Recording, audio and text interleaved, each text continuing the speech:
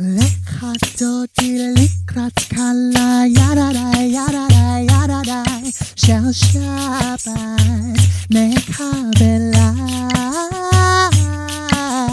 Lekadodi likratskala yadadai yadadai yadadai shall Shabbat nekabela. Hello, I'm Veronica. And I'm Kaisha. And we know that we haven't posted any videos for some time. You know how things are, how busy you get. And with moving around as we have been, it has taken us some time. But we want to share with you a trip that we just had to Israel a few weeks ago. It was an amazing journey, and we thought it was a good idea to share it with you. And you know, the way the trip started, really, it wasn't planned. It was not planned at all. We had found out that there was a relaxation of the restrictions that Israel had. And we basically thought that if this is the opportunity for us to go, this probably will be the last opportunity that we'll have anytime soon. And so we decided to pray about it. I reached out to a long-time friend of mine who I know has a lot of family there. And when I contacted him, he was so warm and welcoming, and he told me that we could stay at his apartment where his family is, and got me in contact with his brother. And from there, we were in communication. I went ahead and booked the flight, and before you know it, we were there in Israel. And I will just say that it was an absolutely amazing opportunity that we had. Indeed. And we started out in Akko. That's where my friend's family lived. They lived in Akko, which is in the northern district of Israel. And from there, it has a lot of history. There is an old part of the city, which is right near the coast. It is one of the cities that was fortified against Napoleon when he tried to attack Israel. And there's a hill that they were able to keep Napoleon from getting any further inland. And there is a lot of other historical things around the city, even an old aqueduct from ancient Roman times. And so from there, we had an opportunity to go to the northern border, which is the border right next to Lebanon. Mm-hmm. And we were able to, right in that area, interestingly enough, it is also in that area where there's a place called Megiddo or Armageddon.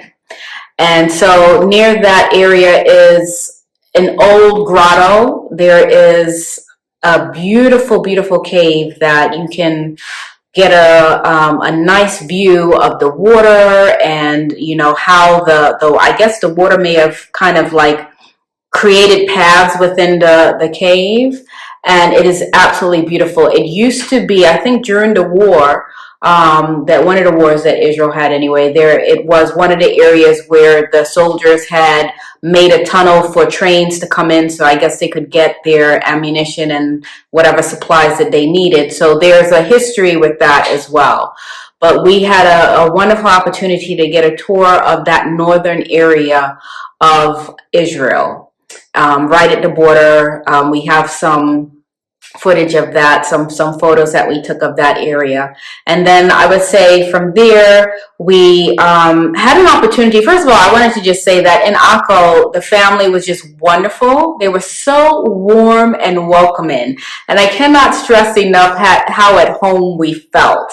The family was Arabic family. An Arabic family. Yeah. And we had never met them before. Never met them. So this was our very first time that we had an opportunity to meet this family, and it was like I almost felt like I've always known them. It was just one of those kind of experiences where, you know, when you feel that this isn't the first time you've met, I felt that I've known them. They felt like family. They were so warm and welcoming. And they treated us like family. Absolutely. Absolutely. It was just absolutely lovely. And so while we were there, we had an opportunity to learn about some of the cuisine that they have that is typical for the Arabic community and just Israel in general. Some delicious food. They had absolutely wonderful food. One of the things my friend's mother made was the stuffed grape leaves, which is absolutely delicious. She did an awesome job, but I mean, just everything I think was just really, really tasty and delicious. Yes. And then from there, I would say we had an opportunity to go to in the northern area, still in the northern part of Israel. We went to Nazareth, and we also went to the Sea of Galilee.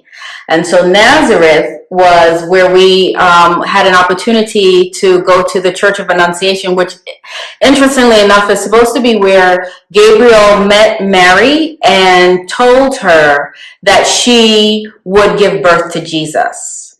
And so there's a scripture that we wanted to read about that. Now the scripture reading is taken from Luke, the first chapter, and I'll read from 26 to 35. And it reads, Now in the 6th month, the angel Gabriel was sent by God to a city of Galilee named Nazareth, to a virgin betrothed to a man whose name was Joseph, of the house of David.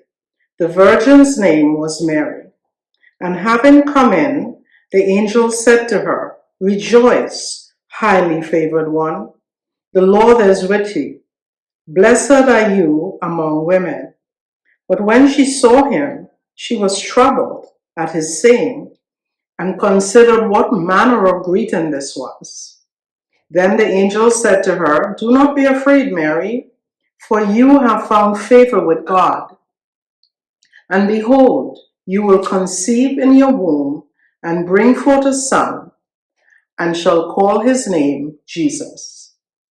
He will be great and will be called the Son of the Highest, and the Lord God will give him the throne of his father David. And he will reign over the house of Jacob forever, and his kingdom there will be no end. When Mary said to the angel, How can this be, since I do not know a man? And the angel answered and said to her, The Holy Spirit will come upon you, and the power of the Highest will overshadow you. Therefore also, that Holy One who is to be born will be called the Son of God. So, yeah, so you can see the historical aspect of it. So we got to go to the area where they built the Church of Annunciation, representing where Gabriel had that communication with Mary, as well as there's a well. They call it Mary's Well, I believe. And it's also another area where they believe it could have occurred. So that was within the city. And while we were there, we had talked to a gentleman that was at the Church of Annunciation about going to the Sea of Galilee, and he had given us suggestions. He didn't know whether it was going to be open or not, but we still wanted to go to the area where the Mount of Precipice was. So there was an area in Nazareth where, if you remember in the Bible, when Jesus had been preaching and sharing the gospel with people, and the Pharisees were very upset with him, and it got to the point where the mob kind of gathered around him, were trying to throw him off of the mountain. And so that is the area called the Mount of Precipice. And so we had an opportunity to go to that area as well and see not only where that Mount of Precipice was, where the angel basically translated him, came and gathered him or translated him from where he was to the mountain across the way, which was, I think, no less than like 5 miles or maybe 10 miles or so from where the Mount of Precipice is. And so you could actually see that. And so it was very, very interesting to actually visually see what we have read about in the Bible. This is the hike up the mountain in Nazareth. This is where Jesus was when he was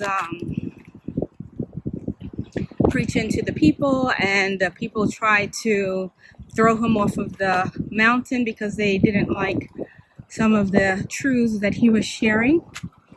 And we're hiking up to the mountaintop now, where we can see where he was thrown off.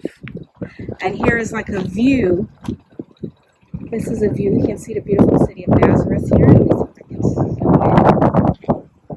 Here's the city. This is the trail coming up. Just to get a panoramic view here.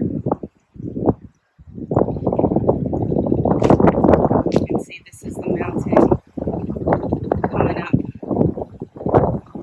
here. And just imagine it from back in the day when Jesus was here and preaching to the people, preaching to the multitudes, and they were all gathered around him on the mountaintop. This just kind of gives you a scenario of what that might have looked like. Look at this. Look at this view.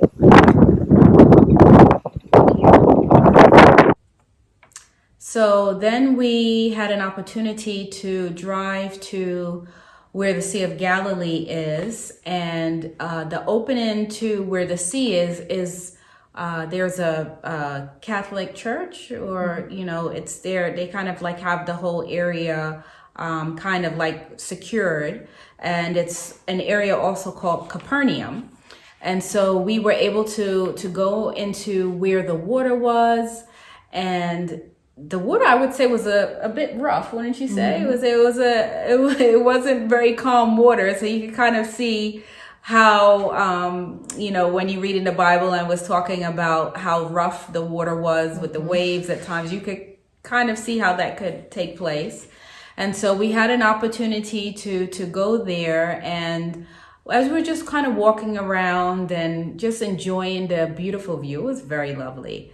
I remember passing by this German older couple, and I was passing in front of them, and I don't remember how it was that I stopped, or I guess we just kind of greeted each other, and then from the greeting we started speaking and talking to one another and sharing our story about what we've seen thus far, what we still plan to see while we were there in Israel. And before I moved on and kind of like joined where the rest of the people were that were with us, our family that had kind of taken us in and given us a tour, I remember that the lady said that she felt impressed to share something. And she said there were 3 things that she felt impressed that from the Holy Spirit to share with me. The first one was to stay strong in the faith, stay strong in my knowledge of the Most High, and the faith and the word, and the continuing to develop that relationship with him.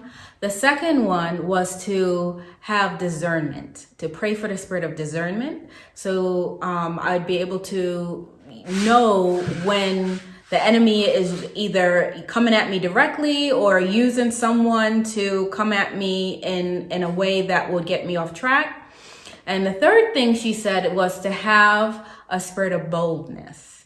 And so that one was really focusing on, when you have the truth and you have the gospel, to really not hesitate to share the gospel with others, especially in light of the time we're in, and that we need to have that spirit of boldness to, go out and do the work that needs to be done, to go and finish the work. Yeah.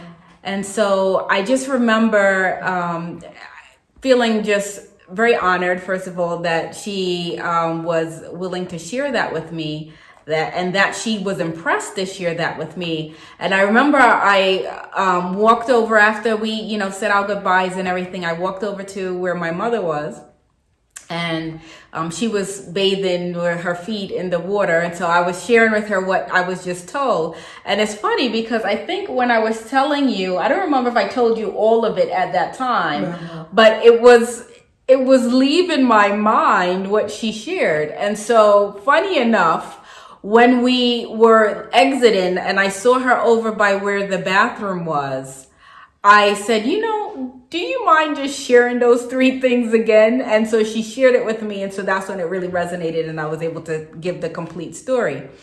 But before I left, before we went out of the kind of security area, there was a old ruin which was right by the water. And it was, what we found out, it was that it was an old synagogue, which is interesting because when you read the Bible, when Jesus had gotten out of the boat from the Sea of Galilee and came into Capernaum, there was a synagogue that was right there that he preached in. And so I think it is amazing to consider that it's very likely or very possible that that was the very synagogue that Jesus had preached in when he was, doing his ministry during that time period. So it was very fascinating to actually experience that. And again, it's like walking in the steps of Jesus. And as we were driving and seeing some of the mountains that were near where the Sea of Galilee was, I couldn't help but wonder, could this be, one of the mountains where, he fed the 4,000 or the 5,000 multitude with just, the 5 loaves and 2 fishes? I mean, it's unending in terms of, like, as you're traveling and you're going to these different places, just imagining that these were the very places that Jesus saw during his time and actually may have very likely walked along those same treks. So that was an amazing experience. Yes, it was. I just wanted to add a little piece to the Sea of Galilee, a little experience that I had that afterwards, I thought about it and it really kind of sunk into my mind some of the significance that surrounded it. When we exited the encampment, where they have their security system set up, I apologized for being late and leaving because of the time. And the monk that was there, he said, "No, it's okay." But there was a whole bunch of people standing at the gate that he wasn't letting in because of the time. And I felt a bit sympathetic for them because it was such a wonderful experience to be there on the spot near the Sea of Galilee, see the ruins of the old synagogue and all of that. And I thought it was such a hard thing for them not to have experienced it themselves. So they were there telling him, "Oh, they're leaving." He said, "Come back tomorrow." They said, "We are leaving tomorrow. We won't be able to come back." And he was not allowing them at all. And I felt a bit sad about it. And as I approached the car to get in, I said a word of prayer. And I asked the Father to soften his heart and to allow them in. So he left and he went back inside of the building and they were just standing there. And I came back to them and I said, "I hope that you guys get in because it's such an awesome experience." He wasn't there at the time and they looked at me and said, "Say a word for me, say a word for us." And I said, "I already did. I just prayed and asked that the Father help you all to get in." But the significance of it all was that I saw the gate open. And I said to them, "The gate is open." But they didn't respond. Go in, right. And then when I looked at the gate again, it opened a little wider. But yet still they were afraid to go in. And I walked away back to the car and looked around again and they were just standing there. Yeah. They wouldn't get in. They wouldn't go in. And I think sometimes it's because of, the things in our lives that caution us not to intrude. But for me, what I thought when I came home, I wondered, why was the gate opened a little wider? There was no one there to stop them. They could have, even a couple of the adults could have gone in, see what they wanted to see and come back out. And no one did that. But the thing that resonated in my mind when I reflected back on it, if the Father is calling us and he has a door open for us to step in, and we don't do that, what does it mean for us? Right. It's a matter of salvation or damnation. Are we going to go in, take whatever opportunities we have to go in, or we are going to stand there and wait until it's too late? Yeah. Eventually, before we drove away, the guy came back, the monk came back and locked the gate and left them out. And I felt quite sad about that, because in reflecting on where we are in time today, are we missing opportunities? Opportunities that the Father opened for us and we turn away. So that is one of the things that I wanted to share, because it left a sadness in my heart, and reflecting, wondering, are we doing the same thing? Yeah, I could see that. And I think there's a lot of symbolism with that instance. I mean, on one hand, they could say, well, he already told us we couldn't go in, and what happened if we got caught while we were in there?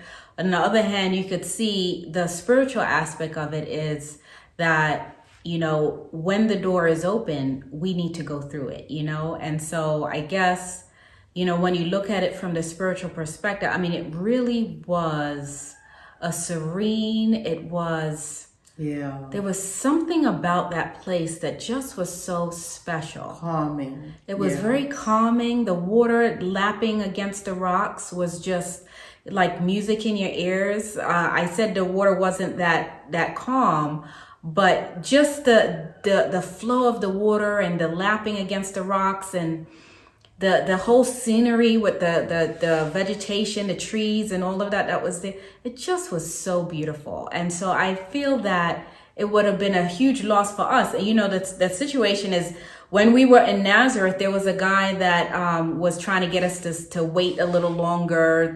He wanted to chat. And had we waited any longer, we would have been in the same situation as that group of people. And so I just feel that, we were there at the right time. I met that couple at the right time. Had we have missed one segment, all of that would have been lost. And so I just feel that, everything happens for a reason. And when God opens the door, we should go through it. Amen. And so after we had that experience, and we had gone through the Sea of Galilee, and we had an opportunity to just kind of like peacefully take all of that in, we did go to one of the family members that lives near Nazareth. And so we had an opportunity to spend some time with her and the family. And then that was just lovely. And so then from there, we went back to Akko, and we spent some more time with the family. We had an opportunity to go to the store that my friend's brother owns.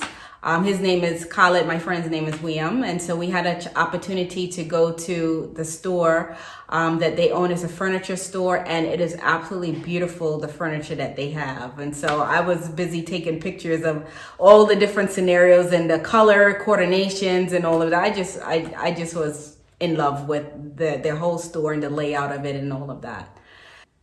So then the other thing we did was, on Sabbath, we decided to go to, because we're Seventh-day Adventists, so we decided to go to an Adventist church in Haifa, which was right near or on Mount Carmel. And so I looked up the church online, right? It didn't say anything about the language that the church was going to be in. So when we got there, I thought, because everything was in English, when I was looking it up, I thought, well, maybe they speak English. No, it was a Russian church, and everything was in Russian. And so when we got there, there were a few people standing outside, and they were nice, and they welcomed us into the church. And when we got in there, everything was in Russian, and the service was all in Russian. And I think it was the pastor's wife who had come to us and asked us whether, we wanted to just have a translator, or whether we chose to go to another church that was English speaking. And since we were already there, we said, might as well just stay here at this church. And so the pastor's daughter, or their daughter, was the one who ended up translating the entire service for us, which is so wonderful, because I think she was only in high school, but she's like 15, 16 years old, 15, 16 years old, and was translating everything in English. And she already spoke 2 languages, Hebrew and Russian. So, it just is an example of, the differences that some countries have in terms of making sure that their young people speak another language. So it was a very interesting experience. I think that after the service, we were able to have fellowship lunch with some of the people there. We were invited to have lunch, and that was nice. The food was good. And then we eventually were dropped back to Akko by one of the members of the church, which was very, very nice. So we were able to have an opportunity to see what that first Sabbath was like in Israel and experience that. And then I think from there, it was when we decided that it was time to kind of go and visit other places. So we spent about a week. A week. It was a full week that we spent with my friend's family.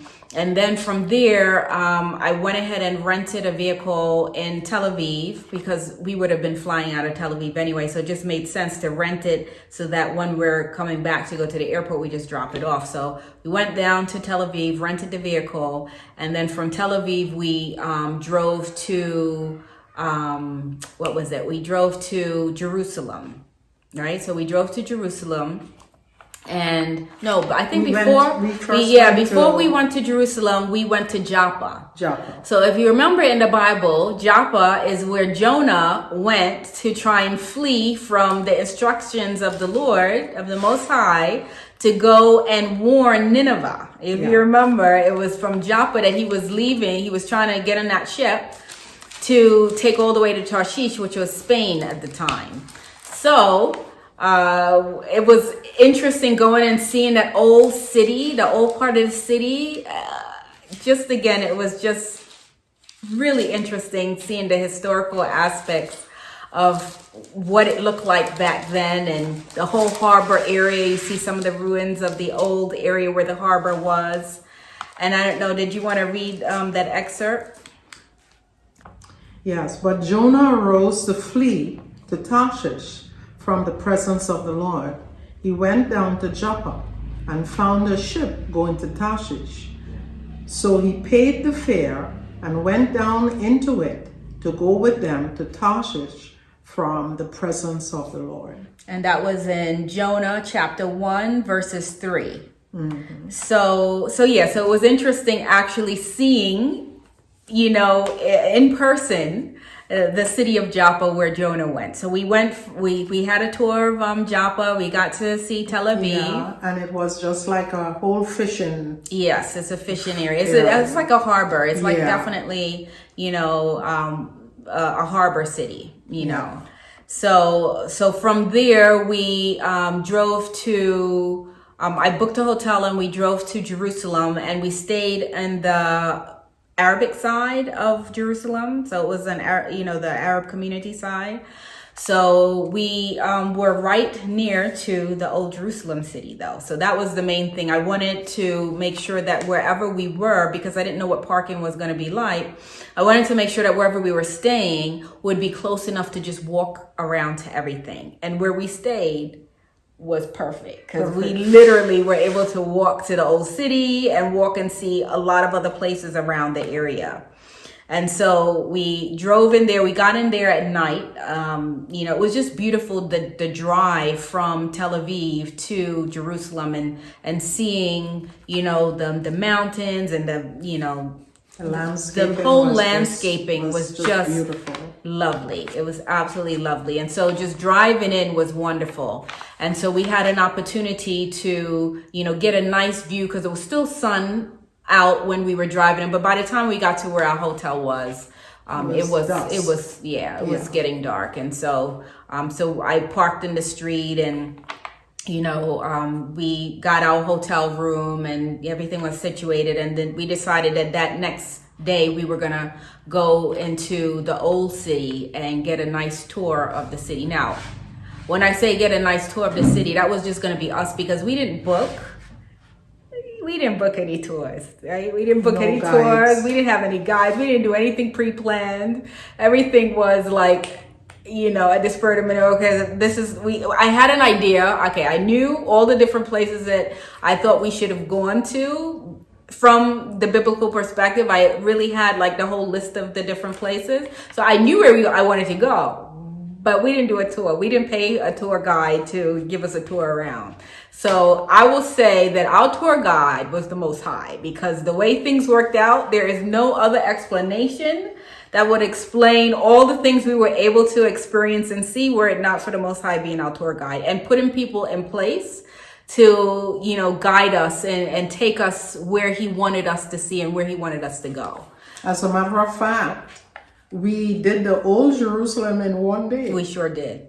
We walked it was a all lot of of those walking. hours. Yeah. And with me with a broken toe as Can you well. imagine? And we made that trip through the entire old Jerusalem. It was amazing. In that day. It was amazing. Going through Herod's Gate Yeah. and circulating all the way to the Wailing Wall and to the Dome of the Rock. Yeah, we saw the Dome of the Rock, where the Wailing Road wall was. We went to the Via Dolorosa. Stations of the Cross, we saw all of those. Exactly. Even like the stone where they say that Jesus put his hand up against the wall As he was stumbling with the cross. So we got to see all of that. Let's see, some of the other places that we saw within the old city was the Holy Sepulchre. Yes. So that was the place where they actually have the slab that they say Jesus' body was anointed. So they have the slab of rock where it took place. We went to the upper room. So we saw where the area was that Jesus had that last Passover with the disciples. And then, Judas then went in and betrayed him. We went to where the tomb of David was. And from inside of the city, you could actually see the old city of David, right? Because you could look out and you could see some of the ruins from where the old city of David was. What else did we see while we were there? We saw that area where Pilate spoke to the crowd. Yes. And washed his hands. Right. And where the soldiers, when they stripped him and put the robe on him and said, "Behold the man." Right. We also saw, so this was one of the things that happened. So we had walked all around and we didn't really know where we were going other than the map that we had. We were just trying to find our way around and see different places, but we never paid attention to, there are little symbols on the walls as you're walking, which gives you an idea as to where the Via Dolorosa, like where the different stops on the Via Dolorosa, like where Jesus stumbled, where he put his hand, and we weren't paying attention to that when we were first, walking through the city. But one time we were walking and this guy was kind of like, he was just kind of standing in this area and said, "Oh, do you guys have a tour guide?" We were like, no. He was like, "Well, do you mind if I give you a tour?" We were like, "That would be wonderful." And so he literally took us to all the different key places within the city that are important to note. And so he took us so we got to see where Pilate washed his hands. We got to see where Jesus was actually imprisoned. And they show where Barabbas was imprisoned as well, along with the thieves. And so you actually can see in the wall where the chains, where they were chained to the wall, where Jesus had his feet through there was like a slab of rock where they put his legs and his feet were chained. So you can see all of that. You could see, we got to see the area where they flogged Jesus. Now, interestingly enough, it's a school for children, but they have on they showed in the ground where, they had it set up where the prisoners would be flogged. And if you have ever done any research about what it means, I mean, sometimes when we hear, "Oh, he was whipped," okay, you're like, "Oh yeah, well, he got a few stripes."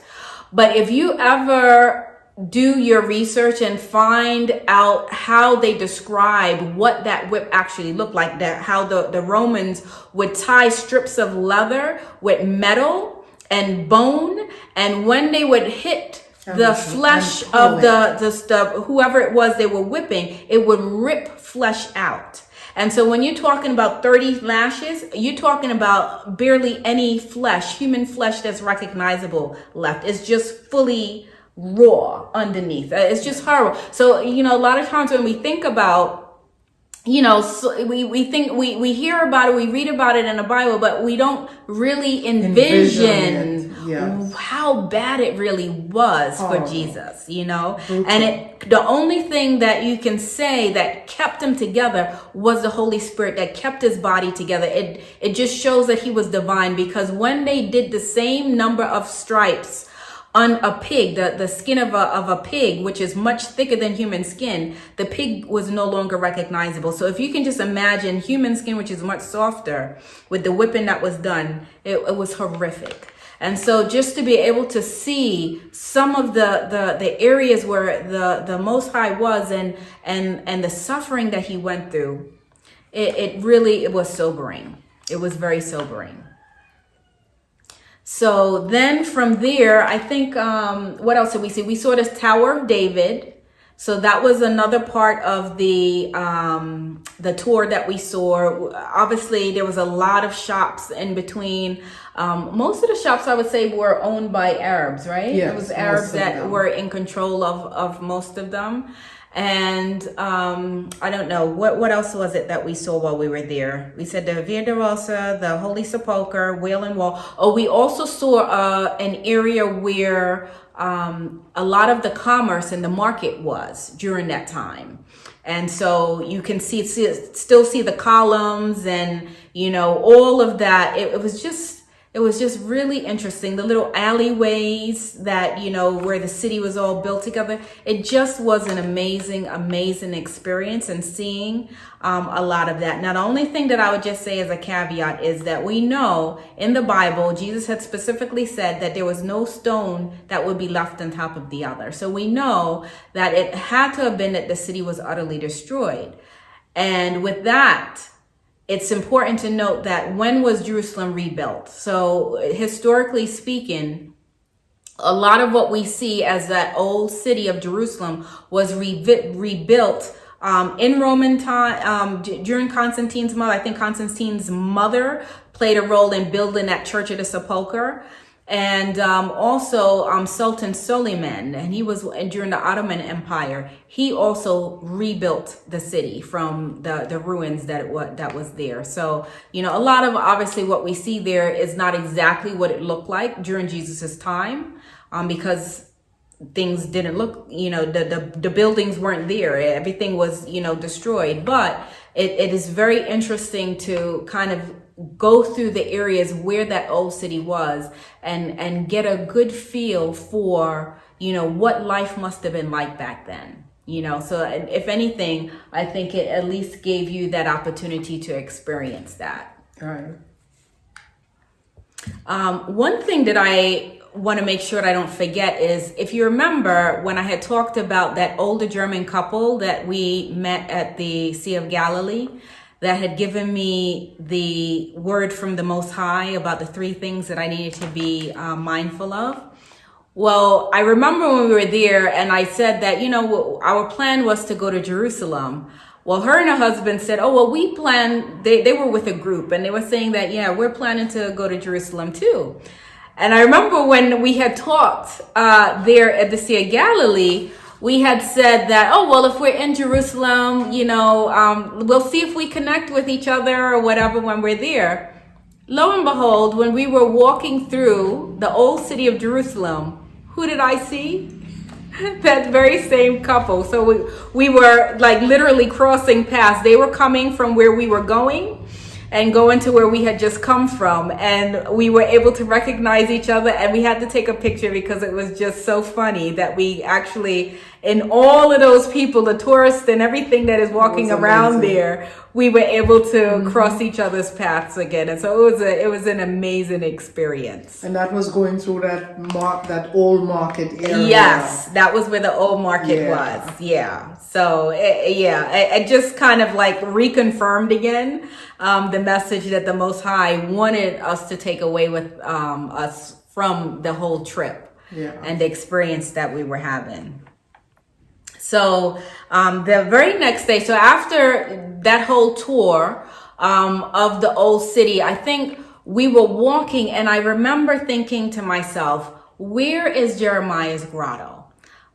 If you have watched some of our videos before, you will see that I had talked about a video that Ron Wyatt had done on Jeremiah's grotto and what is found inside of that grotto. Well, I really wanted to make sure, because I knew it was in Jerusalem, so I really wanted to make sure that we found where that was. And so even after all of that walking, and I mean, it was an all day walking tour that we did of the old city. When we were leaving to go back to our hotel, we came out of the Damascus gate. And as we were walking on the path going back towards where the hotel was, I remembered looking on the other side and saying, it has to be somewhere around here that Jeremiah's grotto is, because I remember when Ron Wyatt was talking about it, he said there was a cafe that was that was right next to it, and that was a cafe that he used to like to go to. And I believe, if I'm not mistaken, that he said there was a bus terminal. If I'm not mistaken, I believe that he said that a bus terminal was there. Now, well, lo and behold, as we were making our way back to the hotel, I remember looking through, I guess it was like an opening. It was like a little street like opening. It was the bus entrance area. And so as we looked through that bus entrance area, what did I see?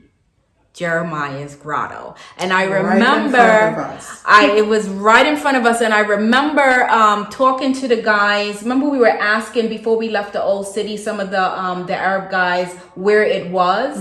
And I actually showed them, I looked up the picture of it online, and I was like, do you know where this is? And so I think he kind of, I don't know if they even knew. I don't think that they really even knew where it was, because it's not something that is a part of the tourist junket. It's usually not one of those things that people are interested in going to. So, so they weren't able to give us any real directions, but I saw, it was good that I looked it up, because from looking it up, I saw exactly what it looked like. And so when we came upon this area right by the bus terminal, it was very clear that that was exactly the picture that I saw online. And so I knew that that was where Jeremiah's grotto is. And so our decision was, once we got back to the hotel, first of all, we were so excited. It was just, we could barely sleep that night, because we know all of the history behind it and what is hidden there. And one of the things that affirmed the whole thing was I stood there in awe, because I had an experience long before we even thought we were going to go to Israel. I was about half awake one morning when a scene came before me, and it was a cave. I didn't know anything about what Jeremiah's grotto looked like, but the scene that I saw, it was like a moving scene. And I felt impressed that someone said to me, remember this. And it went swept back and forth. So when I heard remember this, I kind of focused on what it really, really looked like. And inside of the grotto, it's not what it looks like there. It was so bright and beautiful, like a blue, extremely bright light. And I saw myself sitting on a rock and just relaxed and reading. And I had my belongings on another rock next to me. But then when it took me outside again and it came moving back and forth, remember this. There was a tree off to the side, a shrub, and then it moved away from the big opening of the grotto, and I saw another smaller opening in the rock. And I was saying to myself, maybe this is kind of cautioning us that where we can go to in the time of trouble. So wherever I traveled, I looked to see if I saw something like it, and I never did. But when my daughter said, "This is it," and I said, "Oh my goodness, it is exactly what I saw." Yeah. It was just, we couldn't sleep well that night. We No. were so excited. No. You know, it was just amazing that I would be forewarned about this long before we left the other area we lived, and never knowing that we were going to go to Israel. As a matter of fact, I was not just keen on going to Israel after so much conflict and all of that. And so it was something that I had to convince myself to do it. But the Father in heaven knew that we were going to go and see this place and gave us a heads up as to what it would look like. And it was affirmed when I saw it. Yeah, I think that it was one of those once in a lifetime kind of experiences that there's no words to really explain. You know, when we, like I said, when we got back to the hotel, I mean, we were so excited about what we found. I mean, because at the end of the day, we really wanted to see that. Our part of Jerusalem, yes, it was to see the old city. Definitely, it was to see that grotto and the garden tomb area, and kind of see the history and what we know historically is so important and pertinent about those places. And so I think that what we'll do is we'll do a part 2, and we'll come back and we'll talk about what we experienced starting that next day of going out and exploring and seeing that garden tomb and the Jeremiah's grotto and everything else that took place that day. So stay tuned. We have a lot more to share with you. We just shared the first day of our experience in the Old Jerusalem, and we would like to continue it on the next day that we set out. If my people would humble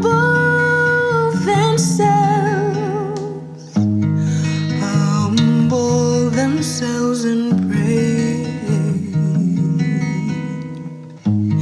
If my people